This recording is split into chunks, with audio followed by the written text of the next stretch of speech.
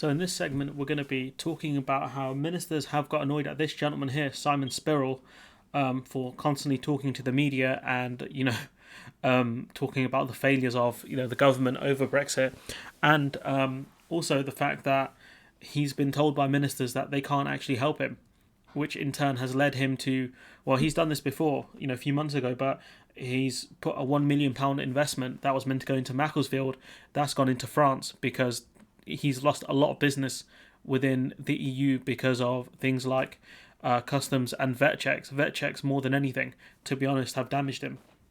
Again, these are not new rules set up by the EU. These were existing rules that the UK has fallen foul of because of the fact that we're a third country to the EU, and this was a decision that Britain made. Got to add that disclaimer in. So, if anyone wants to know about it, you can read this article that I've covered before that says his firm have lost 20% of sales and will switch a £1 million investment to France because there he won't have things like customs and vet checks. It will be all fine as long as he uses French milk, etc. So the boss of a Cheshire cheese firm has told of his despair over Brexit after an unexpected meeting with the environment minister resulted in advice to look at the US and Canadian markets. So I don't know if the CETA deal has rolled over for the UK or how long that will last, but we don't have a formal deal with the US, and obviously it's very expensive to ship to these countries because they're on the other side of the world, so it's going to add a lot more in costs. So it's a stupid point that these ministers have made to him, and it beggars belief that these people are so crazy that they don't understand the fundamentals of this gentleman's business and have hit him with why don't you go export somewhere else then, the emerging markets? Like, there's a reason why he hasn't done that. There's a reason why he is focused on the EU market. And it's not just because people in the EU love cheese, because we know people around the world love cheese. So Simon Spurrell, the co-founder of Cheshire Cheese Company, was phoned out of the blue for an online meeting with Victoria Prentice after he embarked on a personal crusade involving nearly 100 media interviews in the UK and EU about his post-Brexit flight. So obviously Victoria Prentice got really annoyed at this guy for making the government look very stupid when it came to things like exports, and anyone who works within these industries should do the same. Just start outing the government and saying these were not things we were promised. We're getting little financial and business support. We're struggling to get customs agents because they're so busy. We don't have enough vets, and the vets are in the private sector very expensive. And I'm going to do a specific video talking about these issues when it comes to meats and things like that. So subscribe if you want to see that one, because that should be a fun one to do. But what we can gather from this is that the ministers within the government feel like this guy's constantly shivving him by making him look stupid, when realistically it's not his fault. He didn't make this decision. He says the past 3 months have been among the worst in his career, with a lucrative EU business brought to a halt because of extra costs and paperwork caused by hard Brexit. This was the government's decision. There's no two ways about it. You can't blame the EU for this. Spurrell has been left with a £250,000 hole in his export trade with Europe, but said Prentice told him in a meeting on Tuesday there was nothing she could do to ease the barriers because the extra paperwork. They can look at things like alignment when it comes to EU rules around animals, but without being a paid member, the Swiss model, I'm not sure if you have to pay into the EU budget to follow the Swiss model, which makes it a lot easier to get animals and animal products into the EU. That's something we'll be talking about in the video about meat. But so I'm not sure if they do have to pay to have this privilege, Switzerland. But the UK is not going to get it unless we align with the EU. That's the minimum we have to do, align with the EU when it comes to things like animal welfare and things like that. But we're not going to do that because Brexit means Brexit. So this guy, £250,000 hole in his budget. Sorry, in his in his sort of exports to the EU. She said there's nothing they could do, and the checks were mandatory under EU rules. So, that's a government minister admitting that there's nothing they can do. So all of this talk about they're talking to the EU, they're talking to these businesses and stuff, what this tells you is that all that talk is optics, because they can't do anything. The only favours they can do for these industries are to hire and train more vets, that takes 5 years, to hire and train more customs agents and officers, which can take a minimum of 2 years, and give them direct financial support to help them with these things. Those are things the government could do. but they're not doing them. Sales of his £25 and £30 pack of cheese individuals were growing, and he planned a £1 million warehouse in Macclesfield to help him fulfill orders. He was going to put a £1 million investment into Macclesfield. That would create so many jobs, but that money's going to France, so lucky them. But under the new rules, each parcel needs to be accompanied by a health certificate costing £180. So he can't sell any because the cheese is worth around £30, but they have to come with £180 health certificate because vet checks in this country are ridiculously expensive. That's the health certificate alone. That's not even the customs help. That's ridiculous. But that's the system we live in. That's the system we put ourselves into. The environment minister and her aide suggested he pursue business in emerging markets across the Atlantic. So let's think about which countries are the emerging markets. So it's like in Asia, countries in Asia, and countries in Africa. Okay, I don't know about. I couldn't tell you if cheese is a major product in Africa, but I can tell you in Asia, apart from paneer cheese, which is more of an Indian cheese, not a lot of people consume cheese in Bangladesh and I think the Indian subcontinent, apart from that paneer cheese. Like, I don't think Western cheeses will do that well out there. So that's out. I mean, I don't think selling to the Arab countries would be much help either. So I don't know where they're going to sell the cheese to. America and Canada, maybe, but it's going to be expensive shipping wise. So her advice is a load of rubbish. This is generic advice. Or I see your exports to the EU have gone down. You tried looking at other countries. Like, obviously, if other countries were available, he would be exporting there already. It was fairly useless conversation as a whole. This lady Prentice is just wasting this gentleman's time. We've had a flood of people offering this. This is where it gets pretty crazy. We've had a flood of people offering anything from come to our town in Lithuania, Poland, France, Hungary. We'll help you set up. We've got the resources. To British in the EU saying, we've got a lockup, you can store your cheese here if you want, said Sparrow. So basically he's getting offers from EU countries to take his business there, to take his investment there. And so what you have is further examples of not just companies within the EU trying to poach financial services and financial institutions, businesses from the UK, but also, agriculture and manufacturing as well. That's crazy. I didn't think, that would be happening, not this quickly anyways. That's madness. And so this guy's business is being poached by, multiple countries. He has a lot of offers on the table to move his investment there.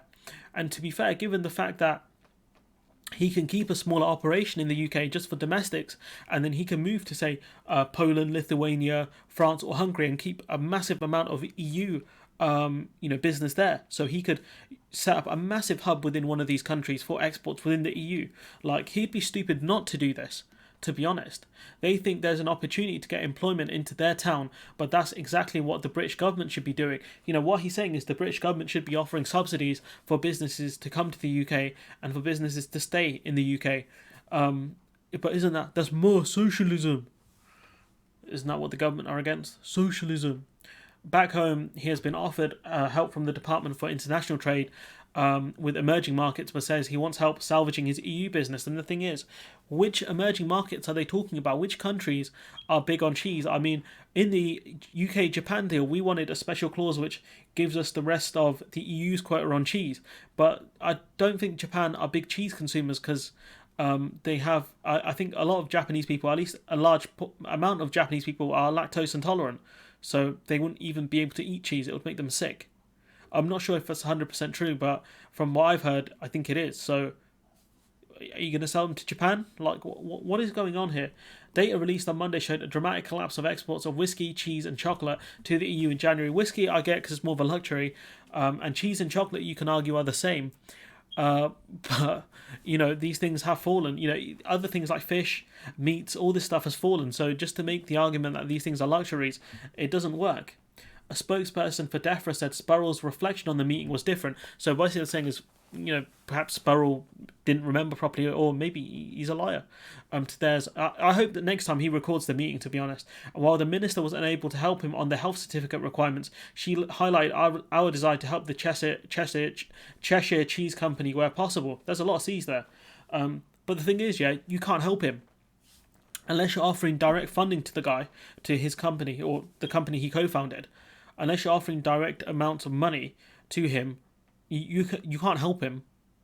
like unless you have a vet on tap, but that won't even help him either because he sells cheese in small amounts by the looks of things to individuals. That's one of his um, you know business. That's one of his products. He can't sell that because the health certificates are so high. Are you going to pay for his health certificates? Like, what a joke these departments are. The department also committed to sending him further information on possible trading solutions, including groupage, so multiple consignments per truck. So they would put, a massive amount of cheese in a truck, and it would be stored within the EU, which some dairy businesses are doing to export successfully. But again, Sparrow's not a big fan of that because he said while they were trying to, he said while the government were trying to help, he saw no way of salvaging his consumer sales with it, his consumer sales business in the EU. So he's saying there's a little possibility of him actually salvaging a lot of his his cheese exports from the UK. The last 3 months have been unpleasant because of Brexit. It's been terrible. It's been one of the most stressful periods of my business life. I could imagine so because it's all been turned upside down. And you can make the argument that he should have prepared, but no one knew what kind of Brexit we were going for.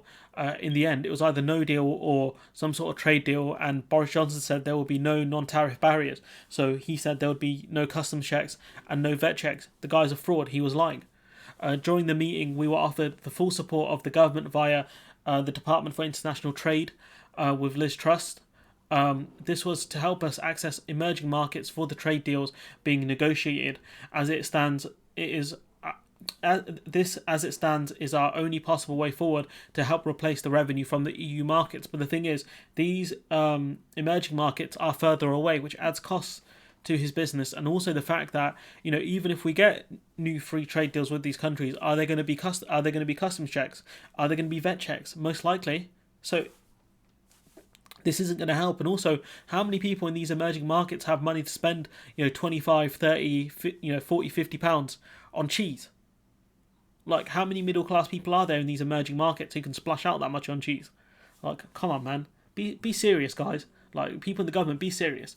The story is emblematic of the experience of many small businesses hit by extra paperwork. This is hitting small and medium enterprises heavily. He said he was prepared for barriers on EU sales to his wholesale business, but there had been no warning that there would be no exemption for direct consumer sales as there is in US and Canada. I didn't know there was an exemption before I read this article about this for small scale products. But if the government were prepared, they would have told him that, but they didn't. He says it comes as an almighty shock, like a rear-end hit in a car accident, because I wasn't expecting it. If the government was so prepared and knew what they were doing, why didn't they tell this person and other people that there would be, no exemptions for small products?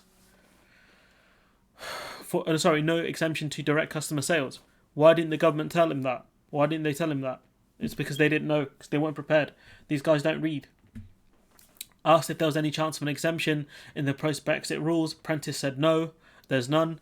I explained to her that my fundamental fear is that the large expense of setting up a mirrored operation in the EU could all be nothing because of the hostile environment between the two sides. I think that, in my opinion, which may not be worth much, I think he's wrong there. Him setting up an EU operation could work out, especially if he can get subsidies from certain governments to help him.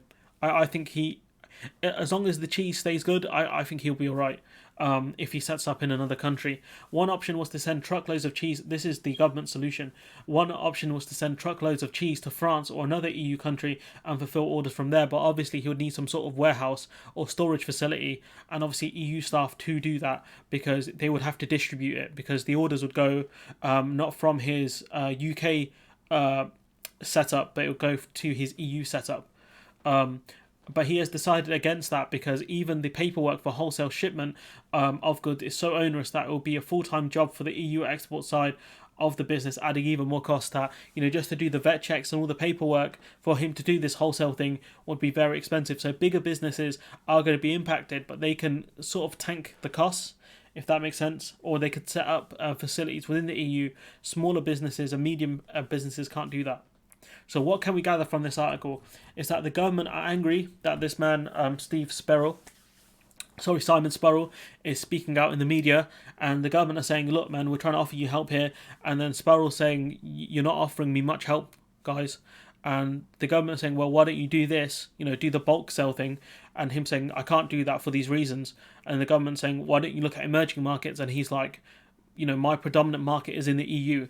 and that, you know, selling to other countries that are further away is expensive, you know, maybe too expensive. So yeah, you know, what a joke. These people are Prentice and Liz Truss, all these people, you know, feigning to help this guy. Honestly, that's low, even for them. Let me know what you think in the comments below. It's a great article from Lisa O'Carroll once again. Let me know what you think in the comments below. Like, comment, share, subscribe, and hopefully I will see you in the next one.